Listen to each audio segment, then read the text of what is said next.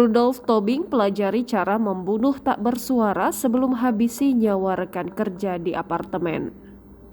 Polisi mengatakan Christian Rudolf Tobing mempelajari cara membunuh melalui internet sebelum beraksi mengakhiri hidup rekan kerjanya AYR. Rudolf membunuh AYR di apartemen kawasan Cempaka Putih, Jakarta Pusat, dan jasad korban dibuang di kolong tol Bekasi, Jawa Barat. Rudolf mempelajari cara membunuh tanpa suara melalui internet selama 3 hari. Cara itu kemudian dipraktikkan terhadap korban. Pelaku membunuh korban dengan cara menampar lalu mencekiknya di dalam kamar apartemen. Adapun pelaku membunuh korban di apartemen Green Pramuka, Jakarta Pusat pada Senin 17 Oktober 2022 malam. Pelaku kemudian ditangkap di kawasan Pondok Gede pada Selasa 18 Oktober 2022 siang saat hendak menjual laptop milik korban.